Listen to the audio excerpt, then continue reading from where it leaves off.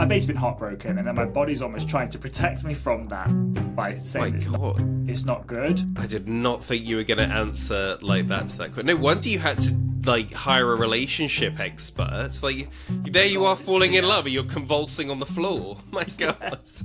But honestly, I've never noticed. I always just thought that I was allergic to dairy. Interesting. Life today is chaotic, unpredictable, and constantly shifting. But within the chaos lies opportunity, and we're here to seize it. This is Generation Uncharted. Eden Heath, thank you so much for joining us. A survey of 2,000 adults revealed that 1 in 4 Brits identify as commitment-phobes. They avoid long-term commitments in both personal and professional aspects of their lives. So my first question for you is, are relationships going out of fashion? Well, I actually think I probably fall into this 1 in 4. I'm definitely a commitment phobe, and I don't know what it is. I think, are relationships going out of fashion? I'd say not, but I think the way that we approach relationships is probably changing, which is normal. We're living a lot longer than we ever have. We've got more pressures than we ever have before, and people's ideas about what makes a relationship, what makes a family is changing, and we've got so much access to other people and ideas that I'm not really surprised by that figure, I don't think. Really? I mean, you're right, and I think this is one of the things that this podcast wants to really uncover is, you know, is kind of what we grew up with grandparents and parents is kind of, oh, we met at 18 in school at the disco, and then we got married, had children, got a house, and we're just waiting to die. Like, that just doesn't seem to work anymore. And also, like, standards have changed now. I think maybe, and this is just me theorizing about a past that I didn't experience, but I think maybe everyone sort of understood their roles and didn't sort of, you know, even consider that they could have open relationships or, you know, different kinds of relationships, or a relationship where the woman goes to work and the man stays at home. So there's so much variation now. I think it's probably hard to find two people that want to make it work in a weird way. Yeah, I probably do agree with that, actually. And I think when we go back to talking about grandparents and this kind of idea, I know both of my sets of grandparents were only together. They'd met each other very young, they got married young, and they were together till the end. And that is great. And, you know, with certain relationships, they probably can still do that, but you have to really be willing to change with that person and to also love that person as they change. And no discredit to, you know, our grandparents and parents who might have followed that, but they probably had less change in their lives. It was kind of instilled in them from a young age that they go out, depending on their class or where they lived, they would get a certain type of job, and they would do that job until retirement every day. They'd have family. They'd maybe have a holiday a year if they were lucky. And that was the consistency that they had. Whereas now we have so much opportunity to go and travel, to meet new people. Yeah, we're living in a pretty good time when it comes to cost of living. But actually, when you think about the opportunity we have, we can really make anything happen. It's just maybe a little bit harder when it comes to cash flow. Which one do you think is better? Do you like look back at an idealized past where it was like, you know how they say like we've got so many more options now, but almost it's having the opposite effect. And it's kind of like what I would describe as like the Netflix effect. It's like back when there were only 3 channels, you would probably find something to watch and be like, oh, this isn't that good, but it's the only thing that's really on. And you would just kind of like watch the whole film. Whereas now you'll spend like half an hour deciding what to watch on Netflix, and then probably only get 5 minutes in and be like, oh no, this just isn't doing it for me. It's like that, and then the evening's gone. It's like I don't actually watch anything. So taking that analogy, do you think it's worse now, or do you think it's better because actually we've got more flexibility? We don't have to just marry the person from school. I think it's difficult, and this is coming from someone who is definitely very indecisive. I actually always thought I was super decisive until really recently. I've been like, yeah, I can make decisions easily, I commit to them, but actually I have such a big period of indecision where almost like my decisions to be made for me. But when I do make a decision, I commit to it.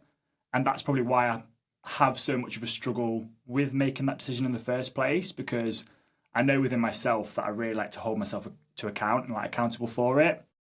But I think in this day and age, the choice and opportunity is great. But like you say, when you have less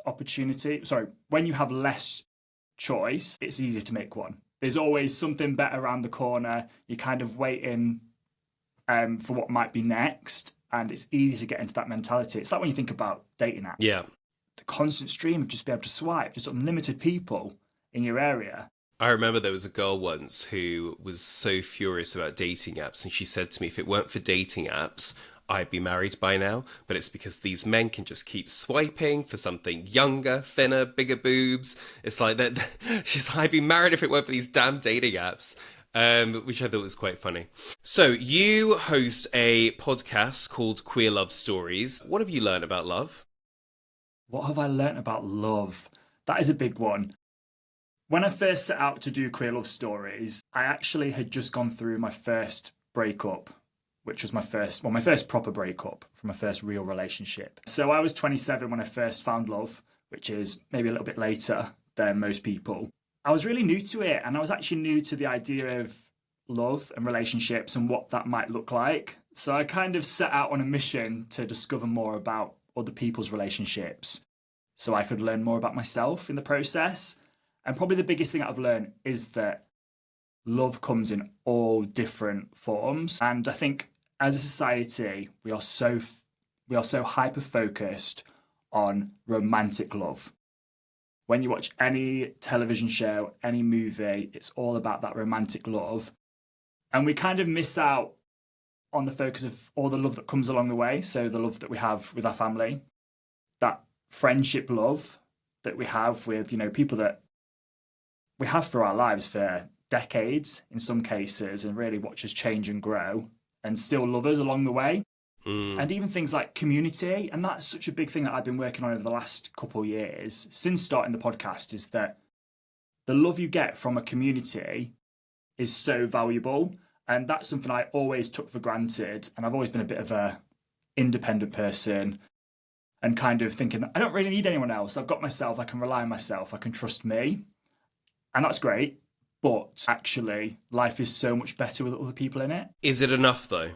Like, yes, friends and family are great, but what about that one person that you also get to have sex with? Is there always going to be a bit of a hole there, or can you supplement it with friends and family and jobs and community? It definitely is different. And what I will say is, for me, that my romantic relationships do kind of stroke a different part of myself than like my other relationships. Sometimes in my romantic relationships, I'm not actually getting what I need. And I do get that from a community, or I do get that from my family, or even my friends in some cases. People aren't perfect. And I think to put a lot of pressure onto one person and say, right, you're my one person, I'm going to get everything I need from you, you're going to fulfill all my needs, I'm going to fulfill all of yours, you are setting yourself up to fail. That relationship will not last, because you're almost saying that they can solve all of your problems. The person that can solve all your problems is yourself. And I believe in that so much. And that does come from the fact that maybe I am independent to a fault in some cases. And that does push people away in those romantic relationships, because I don't want to rely on them as much. But I know that by letting someone in, it almost does make it easier for you to find those solutions to your problems. But I no longer believe that one person can fulfill all my needs, whereas I once did. And I think that's probably been the cause of the breakdown of my relationships in the past. Yeah. Talking about that, one thing that really drives me mad, or did when I was dating, was people say, I'm looking for my other half. So what do you mean your other half? Why aren't you a full person? Yes. Like, I want to be in the position where you're... it's like, I don't need you. I want you. I don't need you in my life. I'm absolutely fine by myself. And I always think that's always when people get into relationships, when they I actually don't need anyone. When you're searching for it, I have friends that are constantly searching for it and they never find it. And then when people are like, oh, I wasn't even trying to find anyone, but they just wouldn't leave. So that is, yes, absolutely. And I think this is the thing as well. I always used to say to exes, I don't want a boyfriend, but I want you. So it's like, I've chosen you, but I don't necessarily want to be in this relationship. Let me rephrase that. I don't necessarily want to be in a relationship, but I want to be in a relationship with you. So I've made that choice. And yeah, I remember when I met my other half, I was like, I'd only been single 6 months and I was having the time of my life. And I met her and I remember thinking oh God, couldn't I have met you 2 years later? Why do you have to show up now? I was actually annoyed about it. Actually, and I think that's a great start to a relationship because you're in such a place where you're comfortable with yourself, you're happy with yourself, and you complete you. And that's the problem I have with my other half is that, no, you're a whole person, you are complete. And if you lose that person, which let's face it, all relationships end, whether that's through breakup or death, you need to be okay on your own. So another thing you've written about is dating icks. So have we as a society got too many dating icks, and how can we overcome them? Well, I have big feelings on icks because I used to be the king of icks. Like, I honestly would find something about everyone or anyone that I was even romantically seeing. And that was a form of protection. And I do think a lot of the time we use these icks is just a way of not wanting to get closer to someone or feel that intimacy. I personally feel now that actually I need to push through that. And what is that saying about me is the reason why I maybe don't like something in particular about them. What is that showing within inside myself that I'm not so comfortable with? Maybe it's that they're really, I don't know. I think sometimes I used to get really, in the past, I used to get really kind of like, inside myself when people I was with, whether that's friends or anyone, was really over familiar with people, like with strangers. I was always a bit like, I don't like that. That's a bit like icky. Like you don't know this person and you're being like really over familiar. But then now I am. Isn't that the whole Northern way? Yeah, I thought I was just living in the North. I mean, it pretty much is, yeah, in most parts of the North. I think I just found that really icky, but actually it's because I wasn't comfortable being myself with people I didn't know. And I would always kind of put on like a front and kind of have people at arm's length. Whereas now, I am that person that's really comfortable with just being open and friendly with strangers. And it's something I really appreciate in someone. So sometimes looking at Icks and thinking, right, what is that saying about me is a really good way to look at it. But also, you can't just rule people out. I think that you should really give people 3 dates, like, to see if the first date might not be great. You might think, I don't know if we really clicked. There wasn't that spark. Well, the spark, it doesn't exist. That spark is just lust, really, isn't it? That's what it is. So sometimes you just have to like persevere, push through, give them a chance, and hopefully they'll do the same for you as well. And at what point in those 3 dates should you have sex? Oh, well, it depends. Maybe before the date? Maybe maybe after the first date, maybe in 10 weeks' time. I think it depends. Like, I don't have like a rule like that. I think sex is all about safety, really. And if you feel safe with someone, that's when you have the best sex, I think. Don't get me wrong, I've had great sex with people that I don't know too well, but good quality, like intimate sex is when you feel safe with someone. So whenever you're comfortable and feel ready to, and they feel the same, I think that's the key point. So if it's before the date, go for it. If it's 10 dates in, or if it's never, it's never. Okay, I think that might just be a friendship. Yeah, well, exactly. That. Yeah, by that I mean they're not going to be a romantic relationship. Sticking with relationships, so relationships are obviously sort of less likely to work than ever. Like the divorce rate is higher than it's ever been. As we've talked about, it's so hard to even find someone to get to date 3. So do we as a society, sort of to your point before, like do we need to get better at being alone? I think we do need to get better at being alone because we do put a lot of pressure on finding this one romantic person that we're going to spend the rest of our lives with. And like I say, that is a lot to ask from somebody. No, I wouldn't want someone to put that pressure on me to be like, I've got to be there. And I think that's the problem I have with decisions sometimes is that actually, if I'm making a decision to be with you, there's all of this outside pressure that that's the person you're going to marry, that's the person you're going to be with till it all ends. And that's overwhelming. And I think maybe that's what people have a lot of an issue with. There's something called NATO dating, which is not attached to the outcome. I actually learned about this when I had a dating coach last year. And that's essentially that you go through this dating process, but it's not about where it's going to end up. You're just enjoying the days as they go along. And that really You had a dating coach? did. Yeah, I had a dating coach last year after I went through a breakup. How did that go? How much does a dating coach cost? And what on earth do they do? Well, she got in touch with me because I did a breakup podcast where I basically went through all my emotions post-breakup, which was quite difficult. A little bit crazy, actually, when I come to think of it. But, how did he feel about that? I don't know. Not a clue. I can only imagine, because I know how I would feel, really. But it was about me, and it was about how I handled going through those emotions of a breakup and actually how to get through to the other side. And this dating coach, Ema, got in touch with me, and she said, when you're ready, we could work together and kind of work through some of your blockages. I was like, actually, yeah, you know what? I'm going to do it. We did we did a 6-week program where for 6 weeks, we kind of went through where I'm at, all the blockages that are holding me back from finding someone, and then trying to get a toolkit of ways to kind of work through those. And of course, you're not going to go through it in 6 weeks. You're not going to be instantly cured. But actually, what I've learned through that process, I actually feel so much more confident and comfortable going out there in the fact that when I find someone, I'll almost know the points in where my intimacy issues and commitment issues arise, and actually having open conversations with them to say, you know what, in the first few months of dating, I'm probably going to want to keep my distance, but that's just to protect me. Because I know when I fall in love, I fall hard, I'm committed, I am in it. And it's a really overwhelming feeling for me.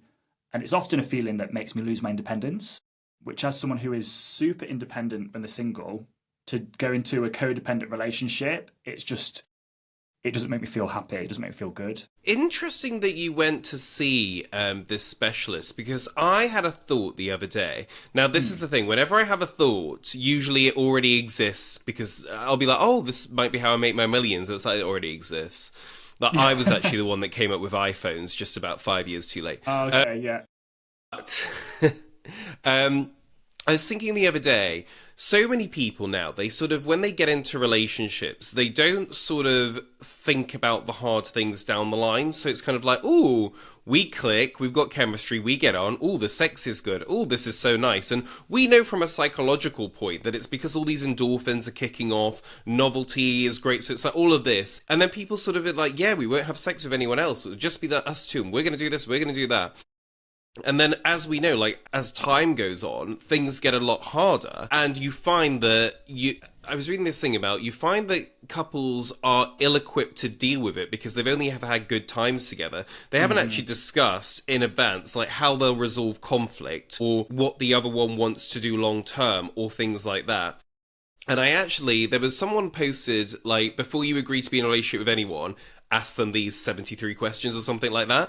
And I thought, you know what, that's such a good idea. Like, I wonder if there would be a market for couples when they get together, before they agree to be official, whether they should do a sort of online survey together and get sort of a relationship rating of like, look, we give this 5 years, or we give it 3 months, or you know what, you guys are long term, but you are going to have to work on these areas. These are going to be the areas you clash. Because at work, we do this thing that's called Discovery Insights, and that's all about our communication preferences. And it, honest to God, is so true. Like, I remember when I first started there, and they made me do this survey before I started, and then my boss came over and handed me this report. She said, oh, that's your report, by the way, and then walked off, not really explaining what it was. And I read through it, and it was like, Lewis is like this, Lewis is like that, Lewis will not respond well to this, Lewis will respond well to this. And I was like, how do they know me? Who spoke? They must have spoken to, like, my previous work or whatever, but it's not. It was like this scientific test they do. And I was like, actually, if you're picking someone to spend the rest of your life with, would you not want to do a scientific test and get a percentage of how likely it is to succeed and what your pitfalls are? Is that a terrible idea or a good idea? I think that's a fantastic idea. Although when you were first talking about it, I was actually imagining it as a... see, this is how toxic I am. I was imagining it as a Netflix show where you just put couples in the early stages into a house just to try and get them to have their first argument and see how they handle it. But I do think, I always said this, well, I say this now, that the next relationship I get into, I am not going to move that relationship along to the next stage, especially when it comes to, like, moving in together, until we've had our first argument. Because I need to know how they handle conflict, and they need to know how I handle conflict as well. Yeah. Because that for me is like the biggest thing. There's nothing worse than living with someone, having an argument, and you get the silent treatment, or they want to just kind of, just kind of avoid the situation. I mean, I am a bit avoidant, so, I probably would walk away from a situation. But yeah, you just need to know how that other person handles conflict so then you can best deal with it. And sometimes it's difficult when you're in those early stages of a relationship. You're trying to put your best foot forward. Well, most people are. I think in the early stages of a relationship, I'm trying to repel them as much as possible. I'm like, yeah, here's all my bad stuff. So if you still want to be with me after knowing all this shit about me, then great, you've got to the next stage. But if not, then okay, I've protected myself.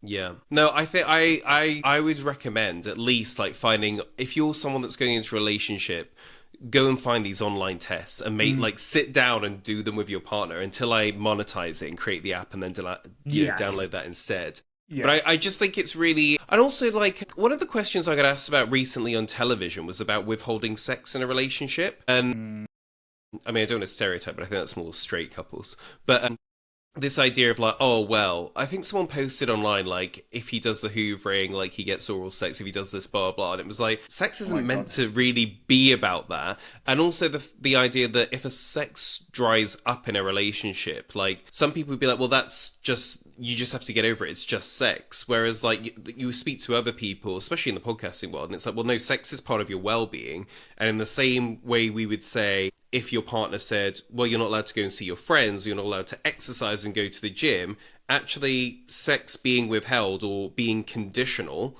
as I think it sometimes can get in some relationships, is out of order. But then obviously the flip side of that is you can't tell people, well, you've got to have sex with him. I guess you would just sort of hope in a relationship you'd want to, but where do you stand on that kind of debate? Well, sex is one of the biggest reasons that people break up. I think it's sex and money are like the top two reasons that relationships end. Right, okay. And I can completely understand this because firstly, if your sex drives are dissimilar, mismatched, there's going to be always someone that's trying to pursue the other person. And then that person generally holds the power in the relationship when it comes to sex.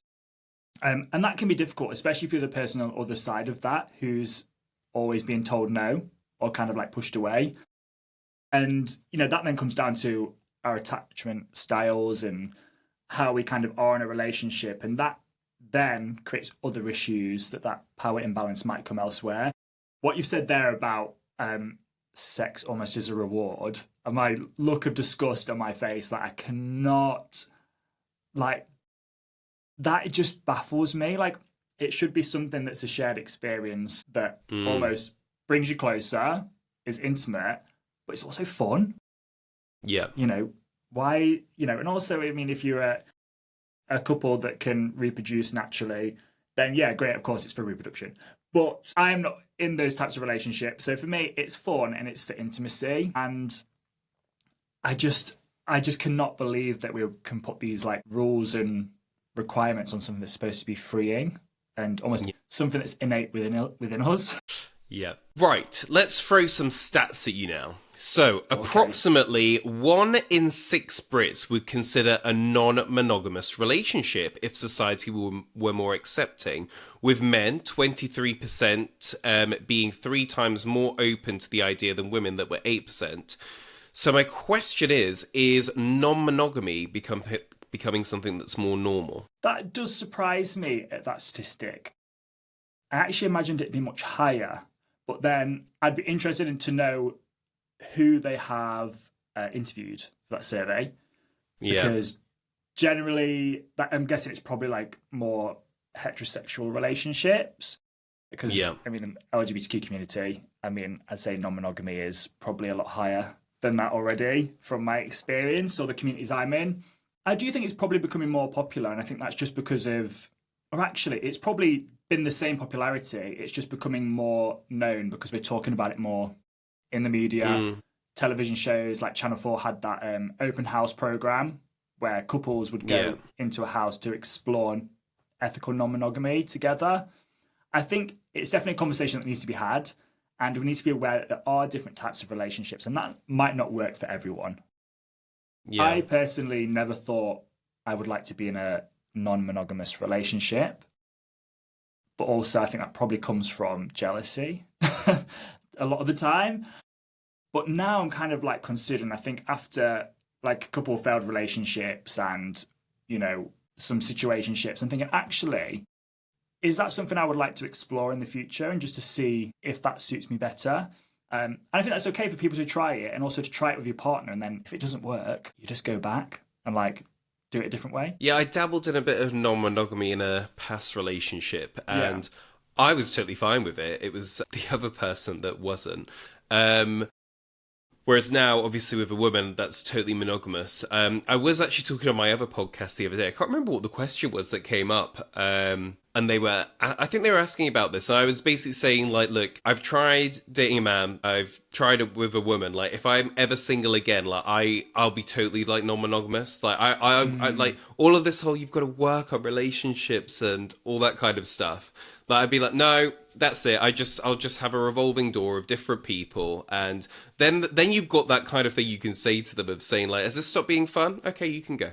You know what I mean? Whereas, like, when you're, you know, relationships are hard work and they take dedication. So, I don't know, I can sort of see why people get into it. I also think if you ask people about non-monogamy, most people, maybe particularly men, would say, I want to be non-monogamous, but I want her to be monogamous to me. Like, well, that's not really a balance. And a lot of gay guys say, like, I think it's fine if I have some lovers on the side, but I don't want them to.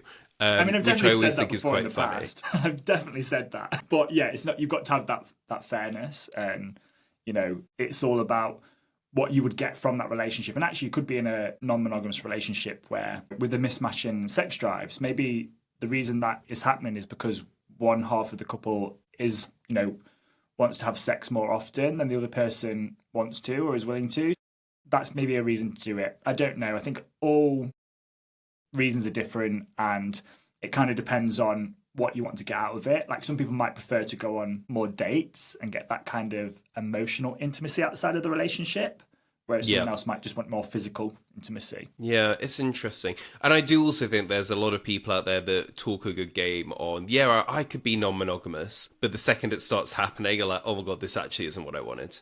I'm going to have a breakdown. I'd love to try it, but I know that by doing something like that, you are opening yourself up to so many wounds from previous relationships, from childhood, from every area. All insecurities you have are going to bubble to the surface, which, great to work through, but painful. The other side of this, so I can't remember whether this was another podcast or an article I read, which I thought was an interesting concept, was that it might be the case that human beings are sort of meant to be semi-monogamous beings, which I don't know if I've even got that term right, semi-monogamous, but what they're basically saying is that, you know, there's the whole 7-year itch.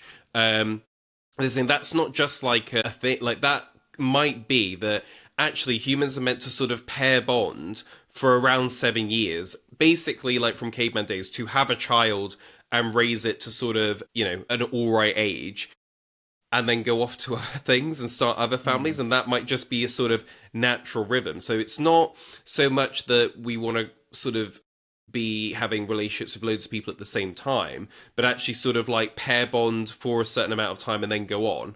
And then obviously we've got marriage now, so that obviously hasn't happened throughout history. But actually, as people are reassessing now, like, do I want to be married to someone for 50 years? Is that what I want? Is that winning? Do I want to be single? Or is it that you want to have sort of these sort of big chunks of relationships, and that's a natural human rhythm? I don't know.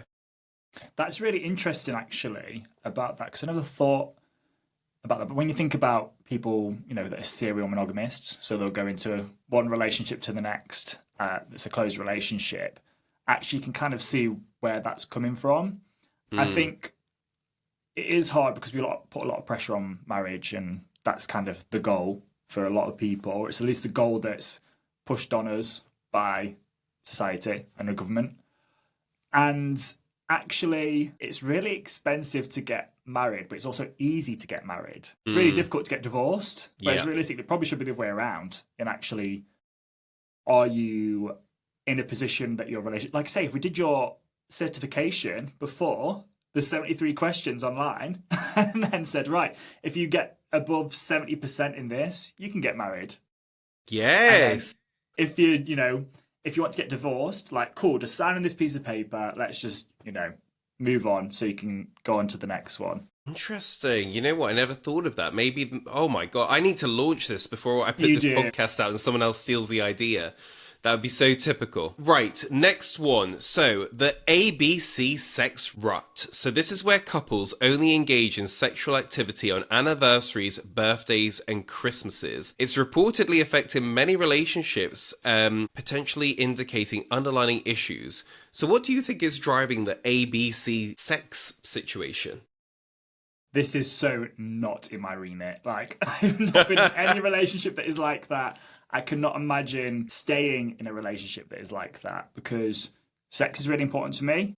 I just don't know. For me, I mentioned it earlier, having these kind of guidelines and rules for something which is innate within us. Like, that's what we, are kind of built to do, is to reproduce, and sex should be fun. And we should be able to enjoy that time without thinking like, oh, it's 8 o'clock on a Tuesday. We best do it now before 9 p.m. because we've got work in the morning. Like, no one wants to kind of get into that routine. It's okay if you have a routine because that works for you and your relationship and your lifestyle is like great. As long as if you're enjoyable. A parent, you might have to have a routine. You might have to, yeah. I have the luxury of not being a parent, so I can say that. But that's the thing, if it works for you and it's enjoyable and you're both getting enjoyment out of it, then great. That's what works for you. But yeah, for me, that's not something that would work. I wouldn't want to stay in a relationship where I felt like sex was almost a box ticking exercise. But again, I guess it's how you have that communication, that conversation about it. Well, I guess it depends on what the two individual people in the relationship are like, but you sort of think with that, if someone has a higher sex drive and they've been sort of knocked down to ABC, that's not a nice life for them to live. But then sort of going back to what you were saying about divorce, like, should that then be easier to go? Or, if you've got a house and kids and everything, are you really going to throw everything away, probably in debt yourself? Because you're not getting enough sex? I don't know. I guess it depends how important sex is to you. Yeah, it depends where it is on that list of, your top 10 things within a relationship. Well, let's talk about another thing that I have a feeling might be a deal breaker for you, or not. But this is the concept of sleep divorce. So this is where couples sleep in different rooms. So it's not saying they're not having sex, but they want their own space when it comes to sleeping. They don't want to sleep in the same bed. And apparently, this is growing in younger generations. So they found 19% of millennials and 14% of Gen Zers consistently sleep in separate rooms from their partner. I mean, I don't know who has all these bedrooms in a cost of living crisis that you can even do that anyway. Well, I know some of the couples that do this. Right. So it does happen. I don't know, I'm not sure whether I'm uncertain whether it's something that would definitely work for me. I know I'd definitely try it. I think it's great to have your own space. I know that sleep is super important. So if I've not had my 8 hours sleep, it makes my next day a lot more difficult. So actually, if I was in a relationship with someone who was perhaps maybe like a light sleeper, snorer, moving around a lot, yeah, okay, maybe that would be more appealing. I know I'm not the best person to sleep with, according to previous partners, because I actually love to sleep directly in the middle with all the pillows just by the side of my head. Like, I don't even use the pillows, I just have my head on the mattress, but this is side by side. So yeah, I'm actually not the best person. Yeah, I know. So I can understand why someone would want to do that, just to have your own space. It's not something I've ever really considered, but actually, I just really appreciate that closeness in the night sometimes, of that person being there or waking up next to them. Yeah, I think that's half the fun, and it's not even, that sexual, but it's just, having the other person there, cuddling, maybe occasionally it does lead to sex or whatever, but it's just, that kind of, you should feel comfortable and relaxed around the person, not need them in a separate room so you can actually feel relaxed enough to go to sleep. I don't know. I mean, everyone's different, right? Yeah, definitely. And actually, what could be quite cute when I'm thinking about this, though, is, imagine... just in the evening, you're like, do you want to come over to mine for a sleepover? My room in the house or the flat.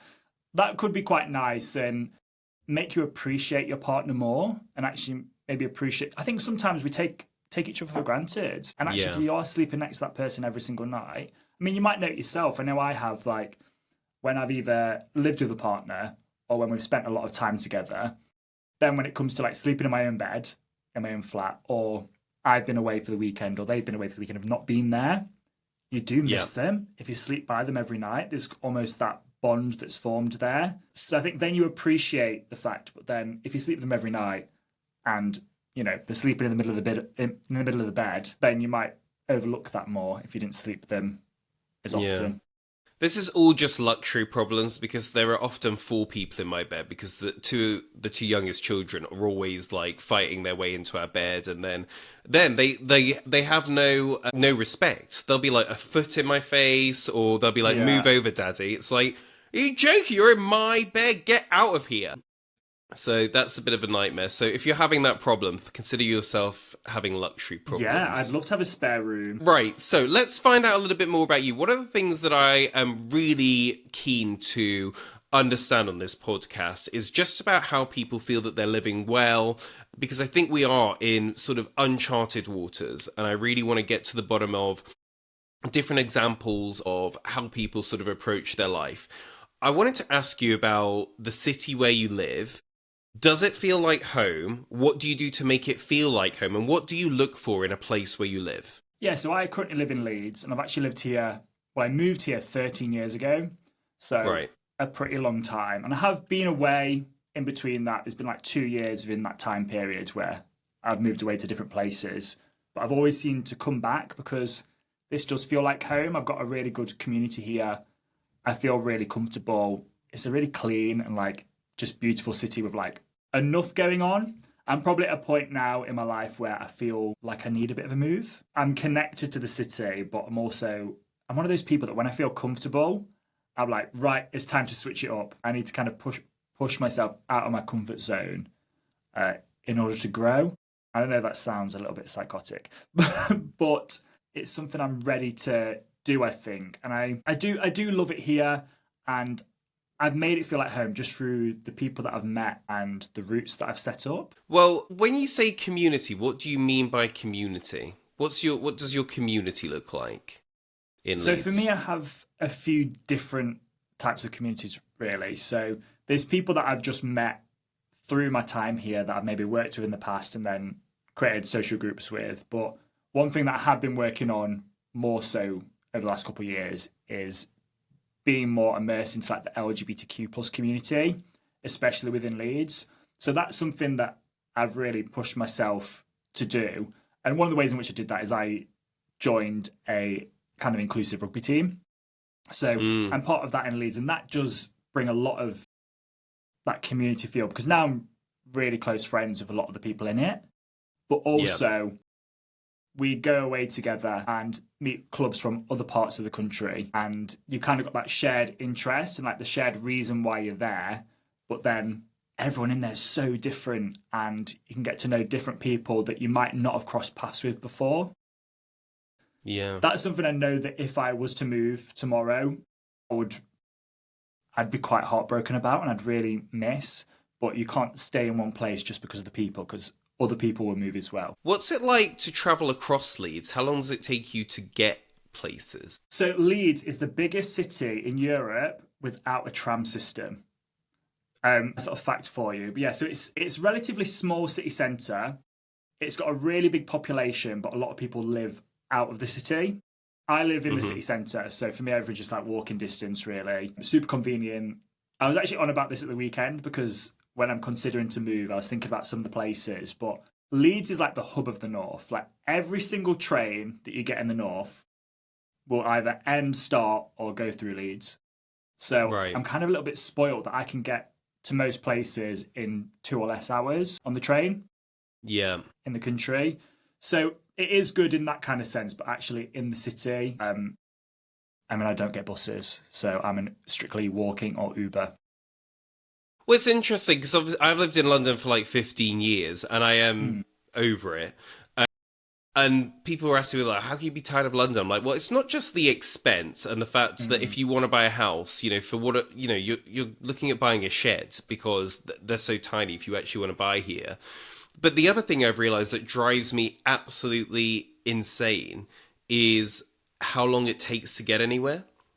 In London, if you go meet a friend, it is 45 minutes to an hour, no matter sort of where you are. One of my best friends lives in London, and we only ever meet in the centre because it takes an hour and a half to get there. So that's 3 hours travelling. Wow. We live in London. Like, we're in the same city. Whereas a city that I do have a special place in my heart for, Manchester, like, whenever I've been there and I go and stay with friends, like, not only do everyone in these building blocks all know each other, they're like open houses. Like, it's like, oh, my friend's coming around for a cup of tea. Oh, my friend's coming around because he's getting a plan. Oh, we're just popping into town for, just a 10-minute walk because we're going to go meet someone for coffee. I'm like, this is proper what a community feels like. And for me, Manchester is what I imagined a city would be like when I was growing up. Like, most people can afford to live in the centre of it. Everything's sort of walking distance. There's enough bars and restaurants going on that everyone's sort of content and everyone can find something to do. So it's something I've been thinking about a lot, really. Yeah. Just actually, like, what makes a place a home? Yeah, it's funny you mentioned that because Manchester is the place that I would most likely look to move to. And it is just because it's got so much more going on. The problem I've found is I have been looking and like the equivalent flats, like flat prices, if I wanted my type of flat in Manchester in kind of like an equivalent area, it would cost me probably about like £700 more. Yeah. And it is like such a steep increase. But then you're like, we know you've got everything on your doorstep, but then actually, do I want to be somewhere where I've just paying loads of money to like live there, but actually not enjoy the point of living in a thriving city? I don't know. It's a tricky one. I mean, as someone that lives in London and pays London prices, I'm like, oh, it's so cheap. So I guess we're coming from different ends of the city spectrum then. Right, just a few more questions to finish up on. So I want to know, as someone that we've had on to talk about relationships and love, what is the happiest you've ever been in a relationship? The happiest I've ever been in a relationship. It's really difficult. You don't need to tell us the that. person. No, absolutely not. Don't want to give them the satisfaction. No, in a relationship, for me, it's kind of quite hard because I think I look back on relationships with a lot of disillusionment. Like, I'm very like a rose-tinted glasses person when I come away from something. I look back and I just think, oh, it's all fantastic, like, great. I think for me, the happiest I've been in a relationship is where I've got that balance for me of my independence whilst also allowing myself to feel dependent on that person in some cases, and that's probably my life's work in relationships, is to find that balance, remaining who I am, remaining comfortable to actually do what I want to do, but also making room and allowance for that other person to support me when they want to and when I need it as well. Right, so on the flip side, what is the unhappiest you've ever been in a relationship? Now, again, this kind of goes back to the disillusionment because I'm someone that I keep a diary. So, so I actually, not long back, was writing in my journal, but it accidentally opened on a page from like ages ago. And I just started reading that journal entry. And it was just really eye-opening to see that during that time period where I thought I was really happy, what I was writing down was not. And I was almost admitting how unhappy I was. But at the time, I thought everything was great.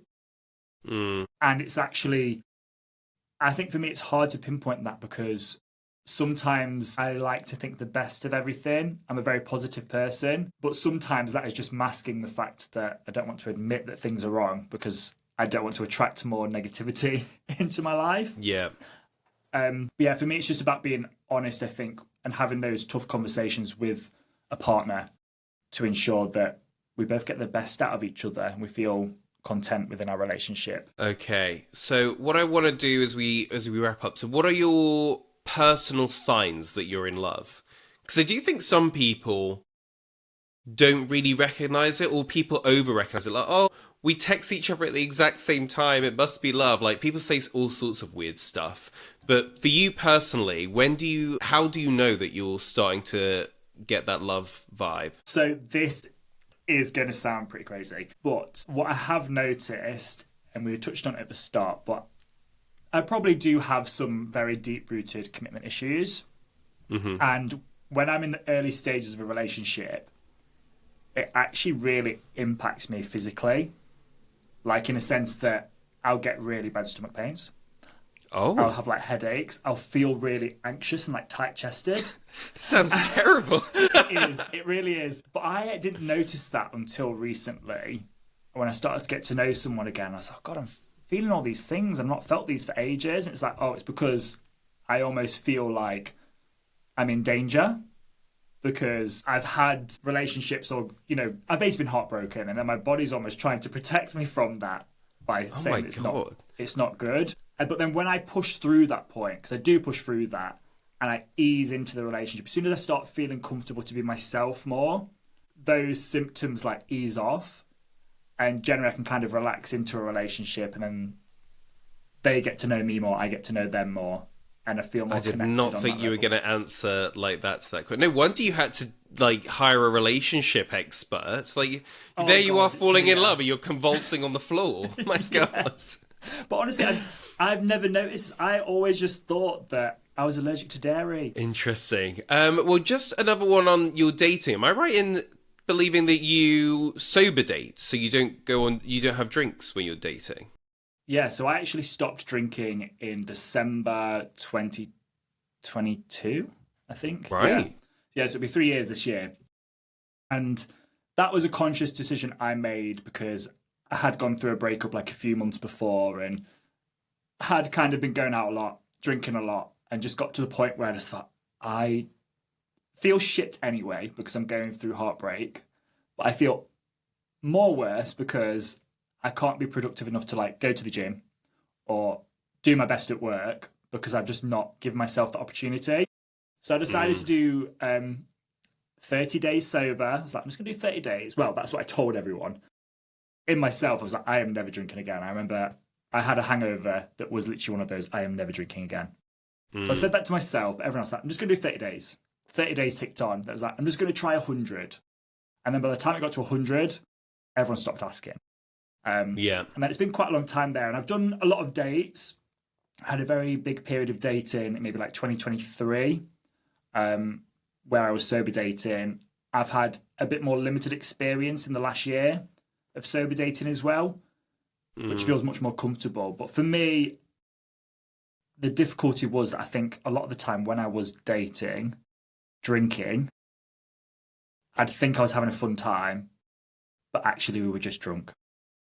Oh, you have to take those beer goggles off. That's interesting. I mean, that's the one thing I think people don't understand about British culture if you're from abroad, is that in this country you never have to explain why you're drinking, but you always have to explain why you're not. If you go for drinks after work with colleagues and you just get, you know, a Coke, people are, oh, you're not drinking? Oh, what's wrong? Oh, it's such a British thing. So I can't imagine on dates as well. So how do people tend to play when you sit down and you've gone, you know, for a meal or something on a date and the waitress comes over and you say a Coke or whatever? Does that put pressure on them to also not drink, or do they feel like the odd one out drinking? Like, how does that dynamic work? I have definitely noticed that in the past when I've been dating someone, they've maybe been more apprehensive to order a drink, but then it feels like I'm pressuring them then, because I'm like, but you can get a drink if you want to, like, just don't worry about it. I think they do drink less, and I think that just is a case that whenever I go out with anyone, even like friends, if it's just one-on-one, because it's not constant sinking your drink and then heading to the bar, like doing rounds, you generally just drink less anyway, because there's not that kind of extra layer to it. But yeah, I think culture is just so ingrained in us, drinking culture in the UK especially. You go for a date, it's like, let's go for drinks. And it's like, no, let's meet for a coffee for half an hour to see if we get on, and then we can progress to another date. I'm definitely doing more of that at the moment because I'm like sort of half quitting drinking. It's like I'm quitting drinking, but then there'll be like social occasions where it's like, oh, I'm not going to be the party pooper there, but I am getting stronger with that. And I think it's also about finding a drink that you sort of reserve for those moments. Have you had any experiences where you've been sober and they've gotten hideously drunk? Because some people on a date like need it to calm their nerves. We can't all just convulse on the floor like you. So I know, right? have you had anything where someone's gotten quite drunk and you're there sober? I actually haven't, to be honest. And I think that's generally because every time I've gone on dates, the first date is always coffee, because I don't want to, God, I feel a bit savage saying this, but I don't want to waste time with someone I might never see again. Whereas a coffee, you're just going to get one coffee. It could be an hour. If you want to extend that date, there's so much you can do, or you can just decide to see them again. I've been obviously with partners where they've got drunk because we've been out or stuff, and that's fine because you love them, so it's different. But yeah, on an actual first, second date, no, it's not happened. Yeah, I think that's also a changing thing now, this idea of going for dinner on the first date. Like, I think most people now are like, no, I'm not going to take someone for dinner on a first date. Like, we'll go for drinks or a coffee in your case. And then if that goes well, maybe the second date is sort of dinner and a whole thing. But yeah, people, I mean, it's a cost of living crisis. People can't just be spending money on dates all willy-nilly when they don't know if they even like the person. Yeah, exactly. And like, a coffee's like £4. So, you know, it's not the end of the world if you don't get on that well. You've lost £4 in an hour rather than £100 and, you know, 4 hours. Yeah. Eden, this has been enlightening and super fun. So thank you for sharing all of your advice with us. If people want to know more about you or maybe even want to date you, where should they go? Where are you sending people? So they can follow me on Instagram, which is at It's Eden Heath. They can also listen to my podcast, which is at Queer Love Stories Podcast, and that's on Apple, Spotify, wherever you get your podcasts. Thanks for watching. Don't forget to like and subscribe.